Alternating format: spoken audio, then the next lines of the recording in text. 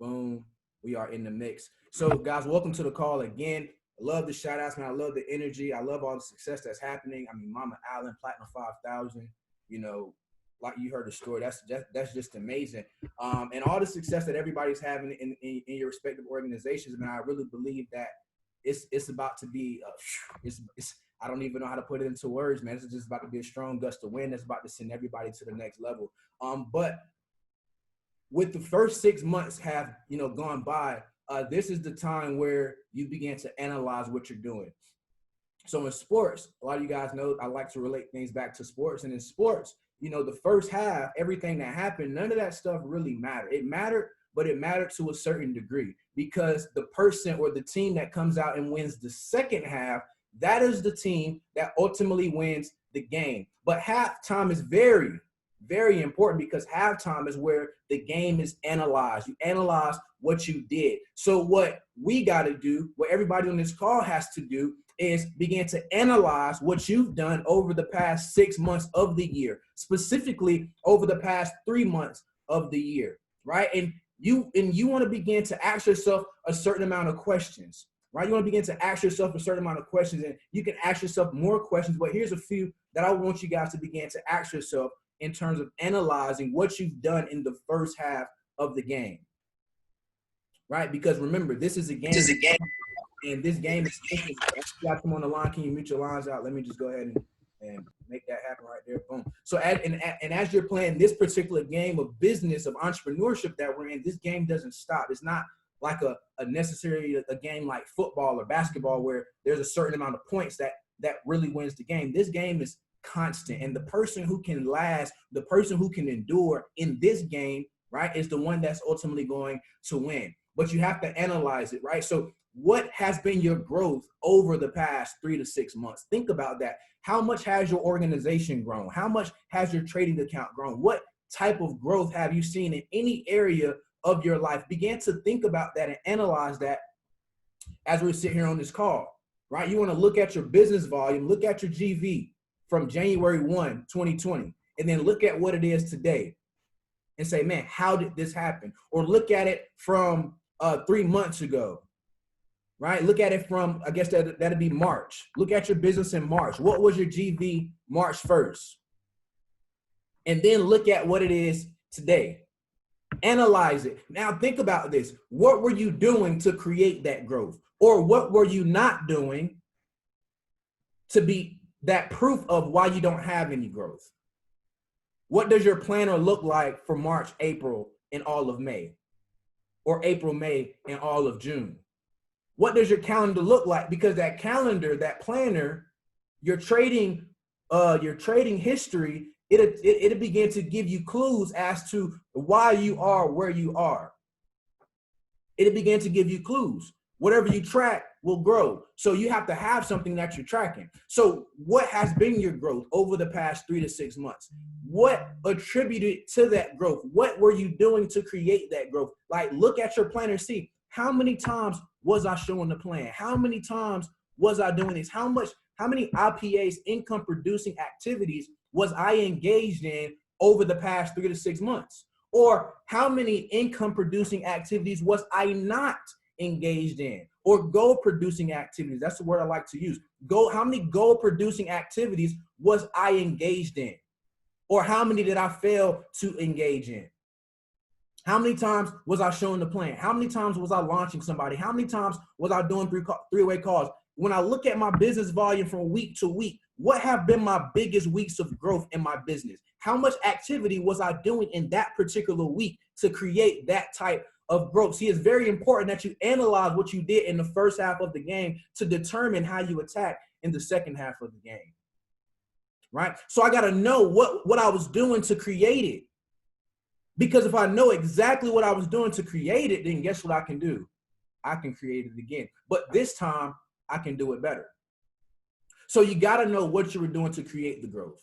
Like how many launch calls were you doing? How in contact with your mentor, your coach, your leader? How in contact were you? How engaged were you in personal self-development? What was your faith level and your belief level like in the midst of those months? And guess what? It shows up in your calendar. What your belief was like, it show up in your calendar. It'll show up in your Instagram DMs, how many people you expose. It'll show up in your trading account, how many trades you've been taking. It'll show up in your markups. B. Burrell talked about on Saturday how she would mark up 30 to 50 charts every day, 30 to 50 charts. So when there is activity, the activity is there because it's a byproduct of your belief. So look at that, begin to analyze, man, what was my faith level like in the month of March? What was happening in my life? Was I excited? Was I enthused about the business, or was I lacking, or was I just chilling? Because you can utilize all of that data to determine how to attack again in the second half of the game. See, that's what the first half is for. The first half is to gather the data, gather the facts of what has been. Show me. That's what the first half is for. See, that's what the scoreboard, when the scoreboard is there, that is so you have a point of reference of how you're doing. But see, a lot of people, they focus too much on the scoreboard and they take their eyes off the playing field. They focus too much on the result. They focus too much on who's joining and who's not joining, and how many trades are hitting and how many trades are not hitting, that they can't focus on everything else that needs to be focused on, which is playing the game, getting better, improving, running different plays, but still revolving around the same play. Right? So you got to get better. You got to get better. That's what it boils down to. And playing the game, that is what gets you better. That is what gets you the experience, because you're actually playing, you're showing the plan, you're doing the work, you're in the field, you're doing the webinars, you're trading. You're on Go Live. You're getting the sessions in. You're putting the time in, and it's documented. You can track it, because whatever you track will grow. Whatever you track. So you got to analyze what you were doing. What were you doing to create that growth? What were you not doing? Now, here's another question you got to ask yourself. How can I maximize the momentum that I have right now in my business? How can I maximize the momentum that I have right now in my business? How can I maximize the momentum that I have as a trader? Because as traders, you get momentum too. You get on a hot streak too. You get on a win streak too. So how do I maximize that? How do I capitalize on that? How do I press the gas to the floor when the car is already in motion?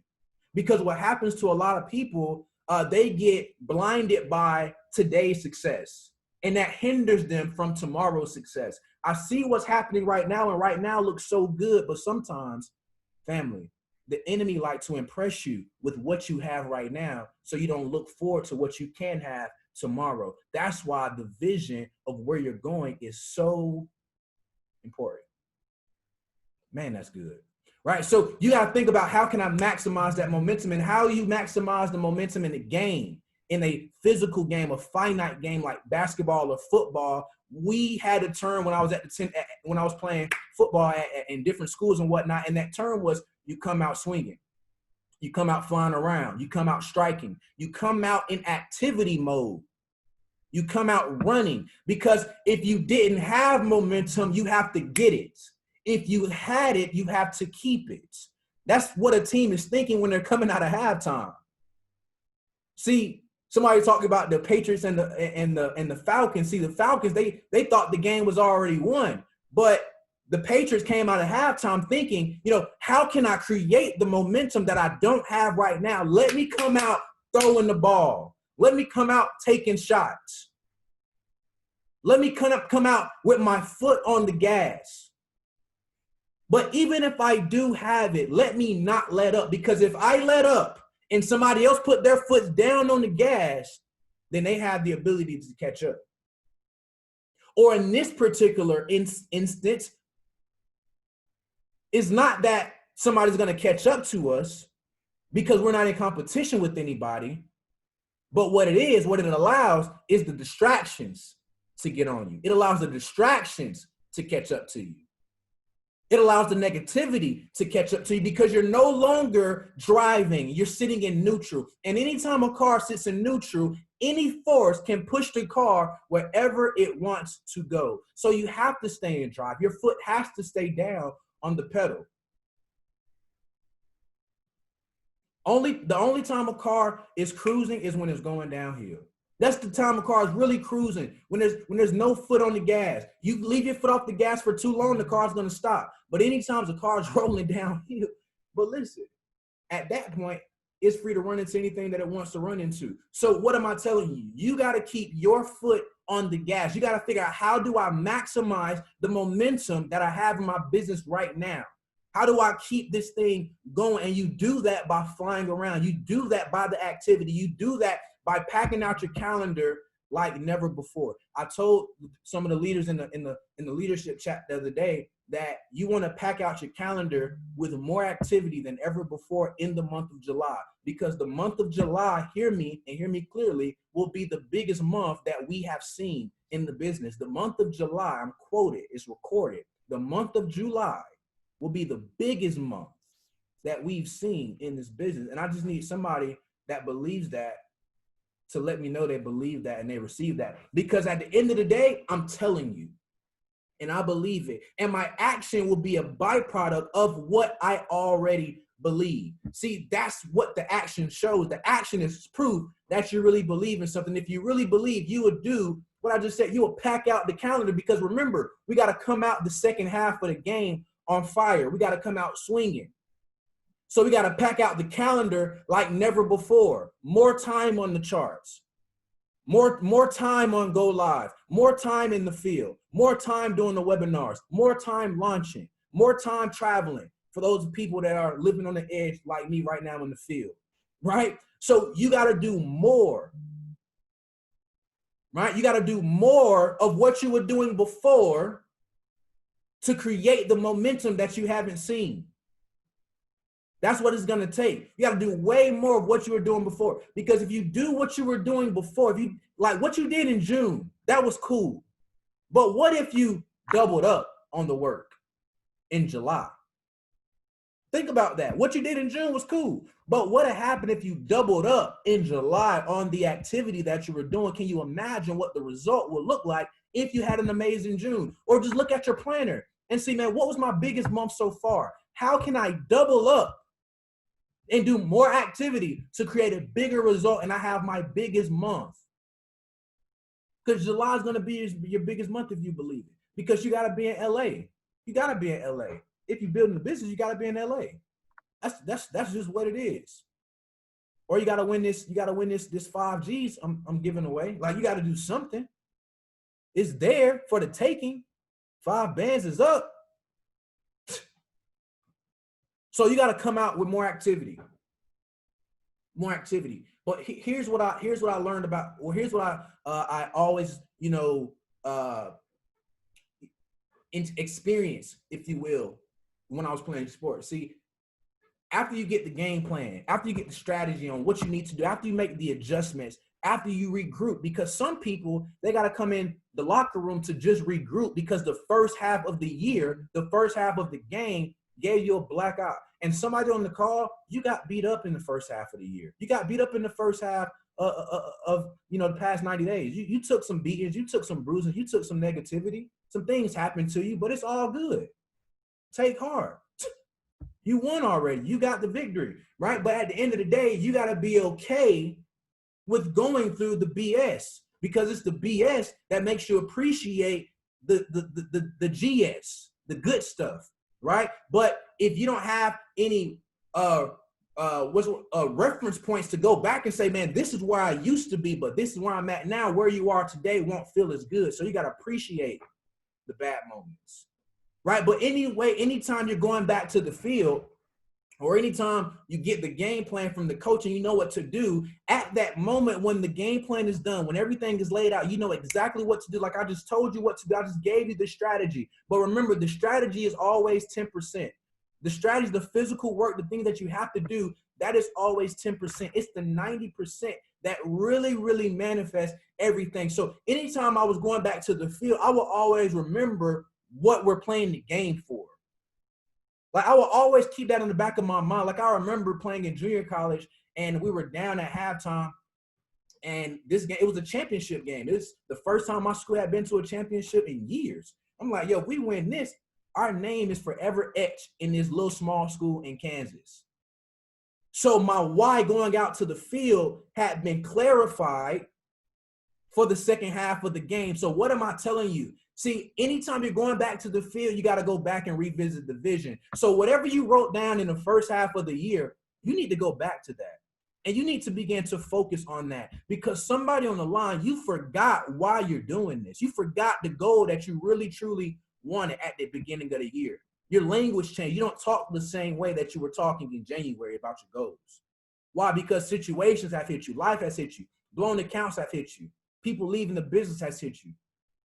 But even in spite of everything, in spite of every single fact, you still got to have the vision.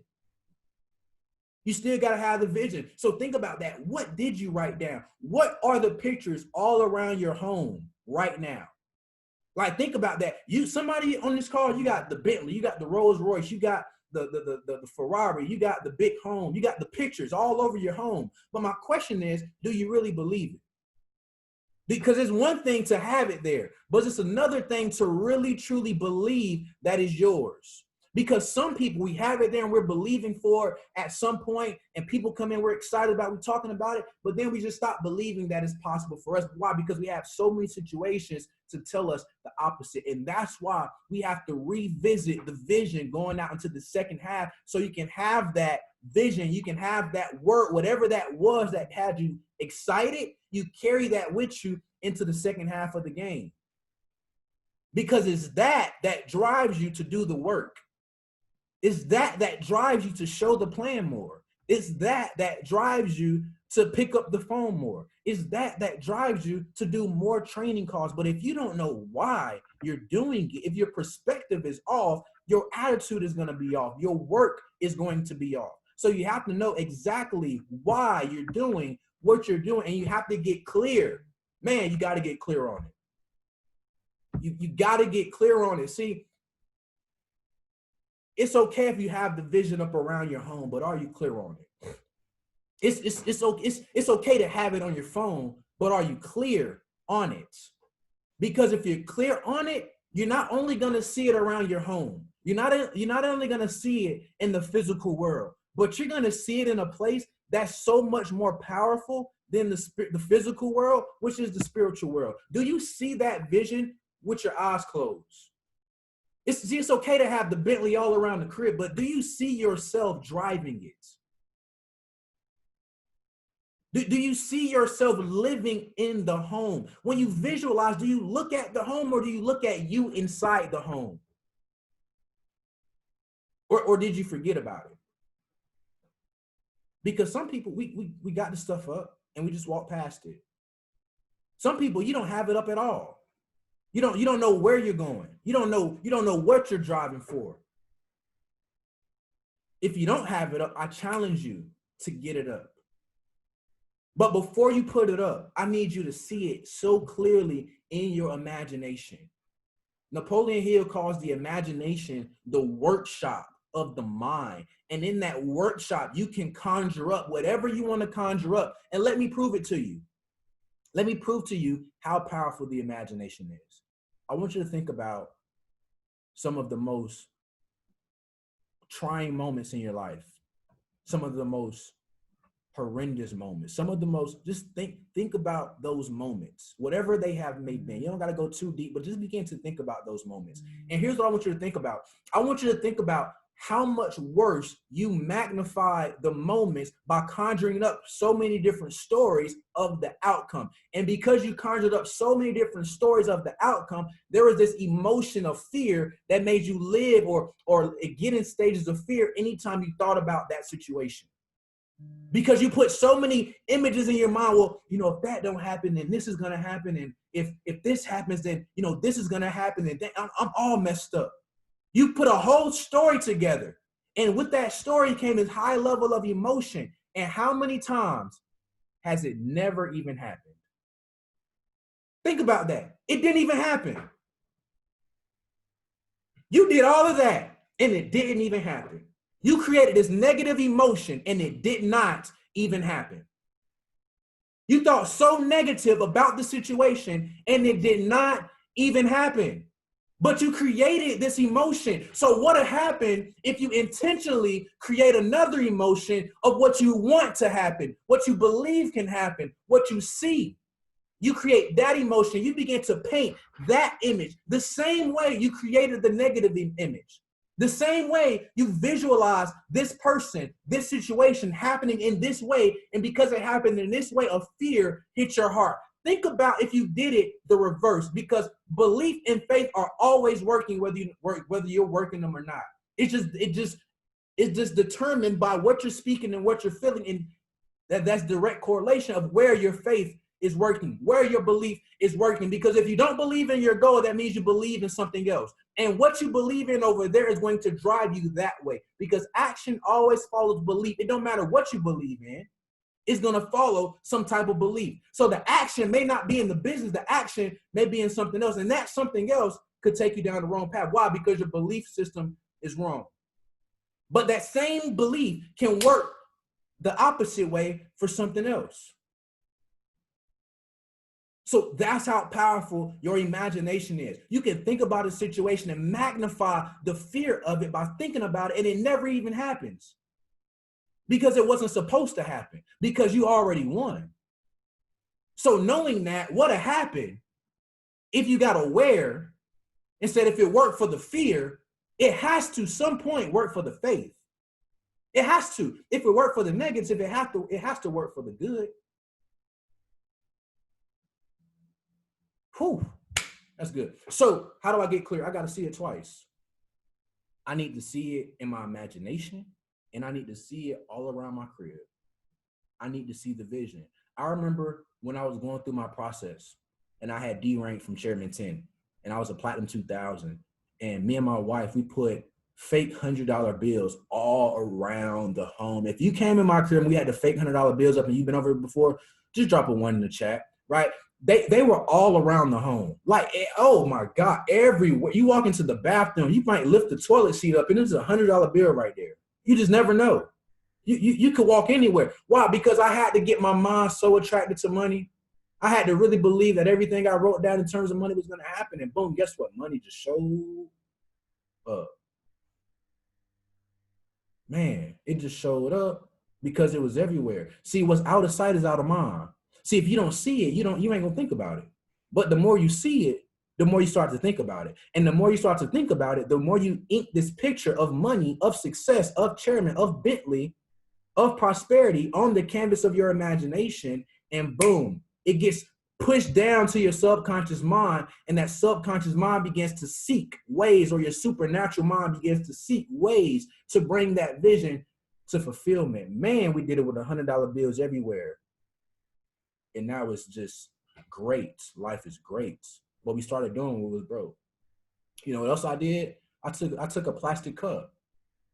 And people, see, and I was talking to Tay the other day. I said, bro, you know how people want to become successful? It's because they got too much sense. You got to be crazy. You got to have a high level of faith. You got to be crazy. See, what's corny to somebody else just might get you rich. What's corny to somebody else just might be the thing that gets you rich. So guess what my crazy stuff done did? I was believing so much, I went and got a plastic cup. Let's swear to God, true story. I went and got a plastic cup. And on that plastic cup, I wrote down $25,000 a month. 1,250. 500, 250.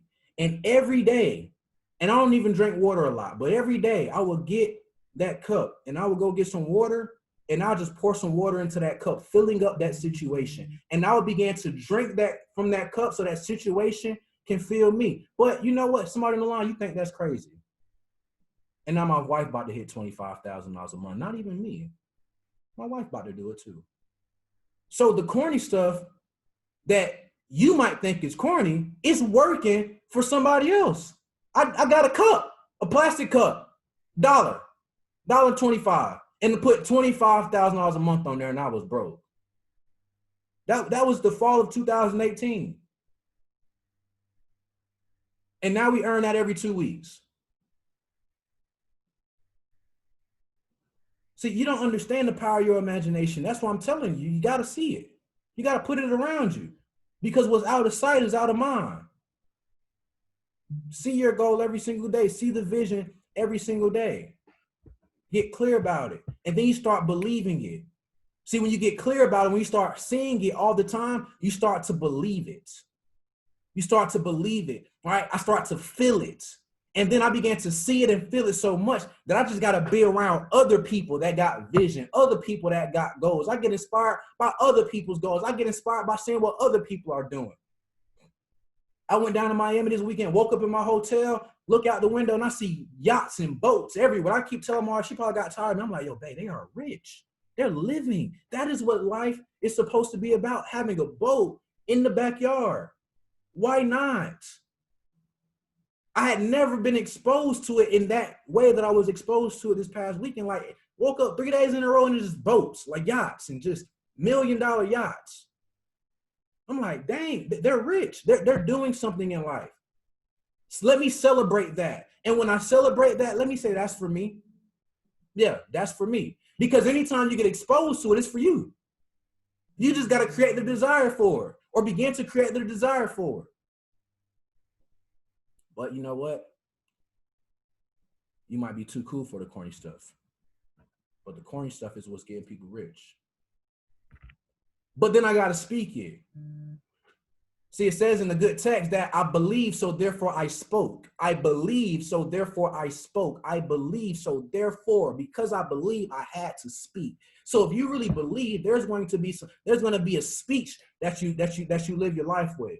You won't say all the words that everybody else. You won't talk negative about your situation. You'll control what comes out of your mouth, because out of the heart, right? Out of the abundance of the heart, the mouth will speak. Whatever you say flows from whatever's in your heart. So if you got negativity and just not the right stuff in your heart, that's going to come out of your mouth. And whatever comes out of your mouth has to show up in your life, because you're a creator and you create with your words.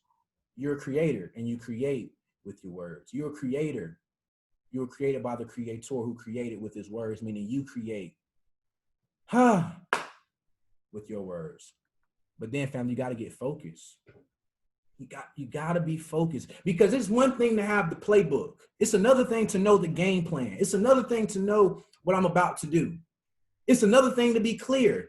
It's one thing to be clear. You know, I see it. I see it in my mind. I see it around my home. I'm speaking it. I believe it.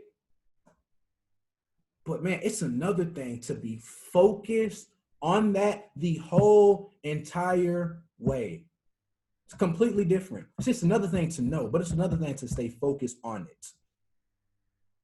It's one thing to know, but it's another thing to stay focused on it.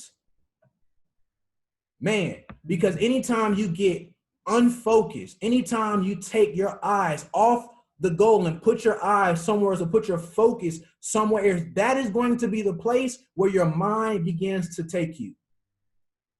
That's going to be the place. The number one cause of failure is broken focus in any area of life. It doesn't matter what walk of life, what industry somebody's in. If a marriage fails, it's 9 times out of 10 because at some point the focus was broken on something. When a business goes, at some point the focus got broken at somewhere in the organization, at somewhere in the company. When somebody's on the field, the first thing the coaches tell you is to focus. Because that's how important focus is. It's focus that determines if you win or lose. And there's going to be a fight for your focus. That's what distractions are there for. They're there to fight you for that focus, because if the distraction can pull your focus just a little bit, that word distracted, distracted. I'm no longer attracted to the things that I used to be attracted to. I'm no longer attracted to the goals. I have now been distracted by everything else that's happening around me. Every other situation. I got to stay focused. I got to stay focused. It says in the good book that you're supposed to guard your heart more than you guard anything else, because out of your heart, life will flow. Guard your heart more than you guard anything else, because out of your heart, life will flow. And when I say heart, what I'm talking about is the subconscious, supernatural mind, the part of your mind that creates feeling. That is your heart that this text is talking about. And you're supposed to guard that above anything else, because out of it, life flows. So your subconscious mind determines 60% of your behavior. 60% of your behavior is subconscious. You driving your car, you texting on your phone, you turning on the TV, you open the refrigerator, you tying your shoe. 60% of all human behavior is subconscious. So I have to control what I allow to get into my subconscious, because once I get distracted, once I'm no longer attracted to the thing that I used to be attracted to, and that process begins to repeat itself over and over and over again, repetitively, that new idea, that new concept now goes into my subconscious mind, determining how I live my life. So because I got distracted and I began to do this with my friends, I began to do this and I didn't really focus on the business anymore. A lot of things happened while I wasn't focusing on the business. And so all that stuff happening forced me to stop focusing on my goal. All of that forced me to stop focusing on what I wanted, because my paradigm has been hijacked. My subconscious mind has now been taken over by the BS that I should have never been distracted with. So you got to get clear. You got to stay focused, because again, the number one cause of failure is broken focus. So you got to stay focused on the vision, stay focused on what you want, stay focused on that picture that you created while you are doing the work, while you're doing more activity, while you're showing the plan more. That has to be the vision that you're playing in your mind while you're doing it. See yourself in the car, see yourself at Chairman, see yourself speaking on stage in front of 5,000, 10,000 people. See yourself speaking on webinars in front of 500, 1,000, 2,000 people. See yourself doing it. See yourself in the flow. See yourself training. See yourself trading. See yourself doing it while you're doing the work. So you walk into a room and nobody's there. See the room flooded. You get on the webinar and it says 3 participants. See 300 participants. Because that's what drives you to do the work. Success is 90% spiritual, 10% work. 90% spiritual, 10% work. So you got to play that vision over and over. Your supernatural mind is the most subjective in the morning when you wake up and at night before you go to sleep. In the morning when you wake up and at night before you go to sleep. That is when it's the most receptive to new information. So at that moment, that is where you drown your subconscious mind with new information, because it's going to receive it. So what am I telling you? When you wake up in the morning, and I'm so bad at this, but today was I did a good job at it today, right? When you wake up in the morning, don't just get your phone and just scroll on Instagram. Don't just see what happened. Don't just check the back office. I'm a victim of getting my computer, my phone, checking the back office, checking Instagram. Then I get up and I go start my day. But what if in those first 10 minutes of the day, when you first wake up, you flood your mind with the goal. You flood your mind with the vision. See, I have these 2 recordings of people speaking something to me, and I play these 2 recordings every day. Like this morning, my wife got annoyed when I was playing it. So I'm playing it smack dab in the morning. Once I woke up, I'm hearing this recording over and over and over again. Why? Because faith comes by hearing.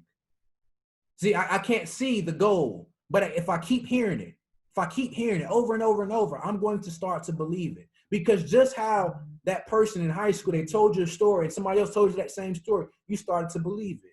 But you haven't seen anything yet. You haven't saw the fight. You didn't see anything that happened, but 2 of your friends came up to you and said, yo, you won't believe who just got beat up at the trash can, at the lunchroom. And 2 people told the same story, but because they told it to you, you believed it. So faith, it comes by hearing, believing in something that you can't see. So you got to hear it over and over and over again. You need to see it. So when you wake up in the morning, think about the vision. Picture yourself like the colors, the shapes, like the home, like detail oriented about your vision. Imagine it. The imagination is the workshop for your mind. You can create whatever you want when you think about it. As a man thinketh in his heart, so is he. You become what you think about. You become what you believe. Man, that's good. So play that vision over and over. Once you wake up, before you go to sleep, last 10 minutes before you go to sleep, when you're getting drowsy, and be intentional about it, because it's intentionality that changes your reality. So be intentional. When you're going to sleep, them last 10, where you feel yourself getting drowsy, look at the dream homes. Look at the cars. Look at the goal over and over. Right when you're getting sleepy, right when you're about to take it on in. When that subconscious mind wide open, you flood it with your goals. You get intentional. about what you want. Man, Napoleon Hill once said that a man's only limitation lies due to his lack of the development of his imagination. Man's limitation comes from his lack of development of his imagination.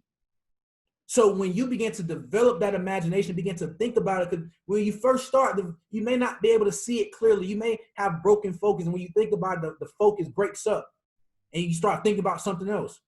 But the more you begin to think about it, the clearer that picture becomes, and you get this feeling that runs through your body, just how you got that feeling of fear when you created that negative scenario. You do the same thing for the positive.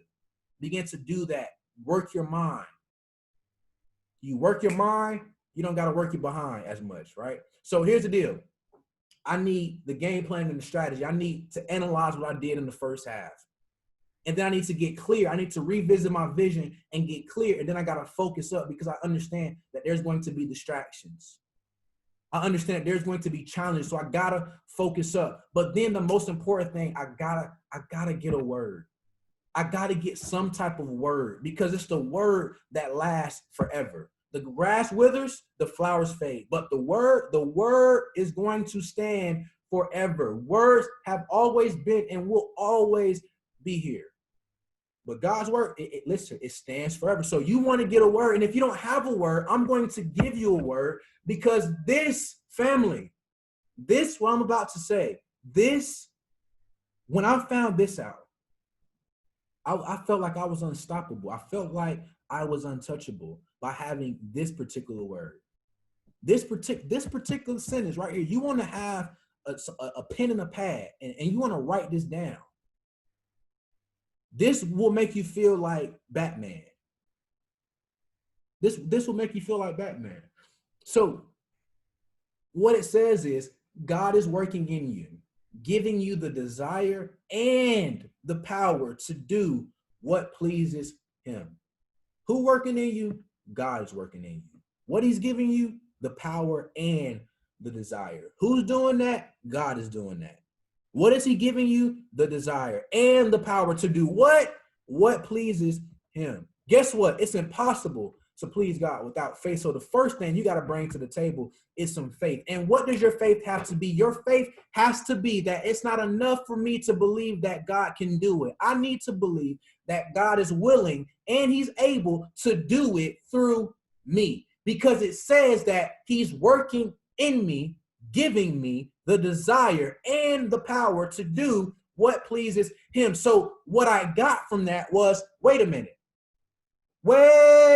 So it's not me. It's not Cool Jones that wants the 6 figures a week. That's not me. It's God wanting the 6 figures a week through me, because he wants to express himself as me.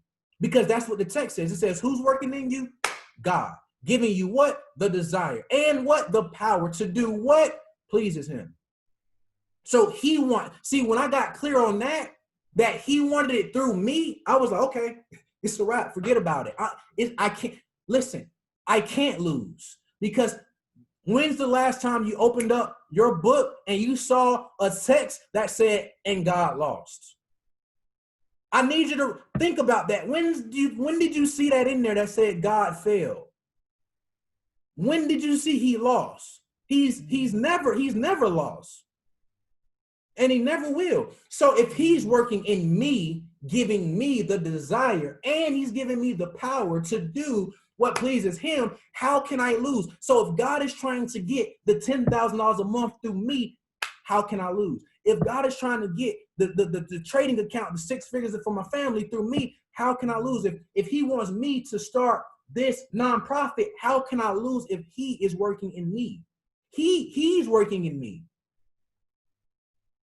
So that's why having that word is so important, because when you got that one word, and that's the only word you need. I might give you another one, but that's the only one. That's the only, no matter if you never read the Bible or not, don't care to, just get the word.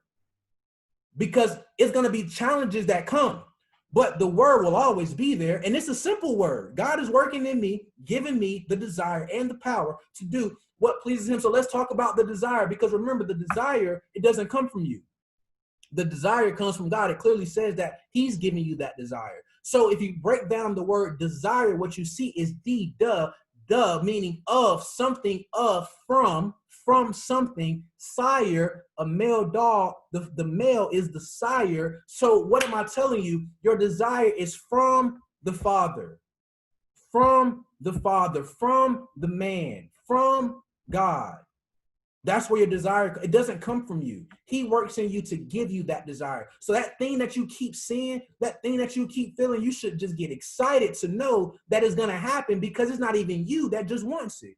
God wants you to have it. Listen, when I got that, it was over for me. It was over for me. But then right before the call, God so good. Guess what he told me to do? He told me to go look up the word power, because I was just about to say what I know for power. But then he told me to look up the word power. So let me go back to the definition. Here it is right here. So I need you to really catch this, because if you catch this how I catch it, then it's over. So here's the deal. Power, it's a couple of definitions. So the first definition, the ability to do something or act, take action in a particular way, right? The capacity or the ability to direct or influence the behaviors of others, a right or authority that is given or delegated to a person. So power, you got a right and authority, you got influence, and you have the ability to go out there and do something. But then if you keep scrolling down for power, you won't believe what I saw. A supernatural being. I'm done. Listen. Listen. Man, that's comical. I'm sitting there about to get on the call, not even look up the definition of power, because I know what power means. I already know what that means. Then he said, no, look up power. Go see what it means. And I looked, and it said almost at the bottom, a supernatural being. Why do we drop the wind in the chat box? Because that's supernatural. That represents the supernatural. That's our representation of the supernatural. And it says power. So the word that you need to understand, listen, in all you're getting, get understanding, right? So this is the word, but you need to further read that thing for yourself so you can see it. And maybe you'll get something different from it. But what I got is that God is working in me. That's number one. Who's working in me? God. So I can't lose because God can't lose. If he's working in me, he hasn't lost yet. So why would he start with me? That's what you got to think about. Who am I that God will start losing with me? What makes me so special that God will pick me to start losing with? That's what you got to start thinking about. And I don't think I'm special enough for me be the person that God chooses to lose with. I don't think that's going to be written in another Bible, like God started losing with Cool Jones. That's not what we're going for, right? So listen, God is working in you. God is. So what you feel, that's not even you working in you. That's God working in you. Giving you the desire. What does desire mean? Of, from something, sire, male, boy, like from the Father, from God, desire, from God, from the Father. The male dog is the Father, obviously, right? So from the Father. So the desire that I have in my heart, it came from the Father. And he gives me the power. What does power mean? So he gave me the ability to do it. He gave me the influence. He gave me the authority. And he made me a supernatural being. All that lies in the definition of power. Sheesh. See, again, it's not enough for you to believe that God will do it. It's not enough for you to believe that. You got to believe, your faith has to believe that he wants to do it through you. He's willing and able to do it through you. He wants to, because it pleases him. And you just believing that is proof of your faith. And it takes faith to please him. So why not believe? Faith don't cost you anything, but doubting will cost you everything. But you got to get an understanding. And when you got an understanding, what that means is you stand under. You stand under something. So when you get that word, whatever that word may be for you, you stand under that word. And whatever comes, whatever negativity comes, remember, it has to fall on that word, fall on that umbrella. So it can't affect you because this is what the word says. See, all that other stuff, it may be the facts, but it's not the truth. And faith in the truth will always change the facts. You keep believing the truth, the facts will change. But as soon as you start believing the facts, you turn away from the truth. So you got to get understanding and stand under it. And here's a bonus. Whatever you ask for in prayer, in meditation, in you visualizing, whatever you ask for, whatever. It doesn't say, it's not a stipulation, whatever you ask for. Believe, look at that word again, believe that you have received, past tense, receive, meaning you already have it. Believe that you have received it and you shall have it. That's where gratitude comes in place. Believing that it's already yours, believing that it's already done, believing that it's already in the bag. And because you start believing it, you start to be it. You start to live it. Believe. You start to be it and you start to live it. You start to walk like you already know it's done. The conversations that you have, it's done. Certain things don't bother you anymore because you know that none of that stuff stops you. It don't matter who does what, don't matter who decline, don't matter who do what, it don't matter because the goal is whatever you say it is. So I don't care who leaves. I don't care who drops. I don't care who leaves. I don't care what happens I don't care how many accounts I blow. The vision is what I wrote down. And I believe that God gave me this. I don't know it to be 100% sure that he gave it to me. That's what faith is for. But I'm going to take a step on that word. And I'm just going to believe and have faith. And if I believe that he put a desire in my heart, and I understand what the word says, that he's giving me the desire and the power to do what he wants to see happen. And he's working in me. How can I lose? So what am I telling you right now? You want to make a 30-day goal for the next 30 days, and you want to make a goal for the next 6 months. You want to make a 30-day goal for the month of July, and you want to make a goal for the next 6 months. How do you want the year to end? But great endings are preceded by great beginnings. Great endings are preceded by great beginnings. So you got to start the game on fire. Pack out your planner. More activity, more work. Set that goal, whatever you really, really can believe for. See, if you got 0 people in your organization right now, or 10 people in your organization right now, it may not be as smart to believe for Chairman 10 by July 31st. Why? Because it takes groundwork. Can you do it? Absolutely not. But that may not be what your belief is really going to drive you for. What it may be is, let me get Platinum 1000 knocked out and secure, or let me really work my face off to put like 6,000 in volume in this month. I can do that. I can believe for that. Whatever you can write down and believe for and not doubt, that's what you want to write down. Whatever you can believe for and not doubt, and you work your face off until you manifest that goal. And you start proving people, just how I prove to people, that believing works. Life shrinks or expands in direct proportion to the level of your belief. Life shrinks or expands in direct level of proportion to your belief. So when you see somebody living a dope life, it's because they got a dope belief system.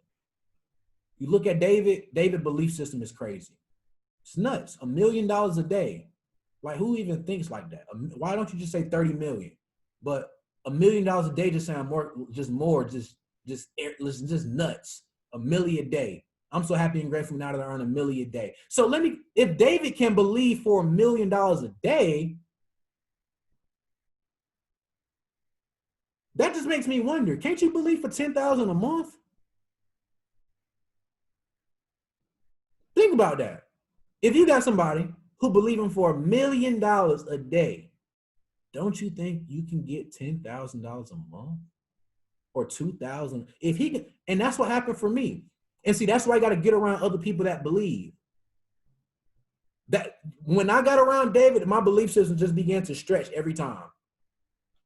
And I said, man, David can't get to $1 million a month. and I'm not at 100,000 a month. And now guess what's about to happen? 100,000 a month. So David can't get to 30 million a year, a month, a million a day if I don't get to 6 figures a week. Because as he goes, I gotta go. And at some point, I'm gonna look up, I'm gonna say, dang, I make more than what David makes at 35 when he was 35 and I'm 35. Why? Because it kept stretching. You kept believing, you kept going.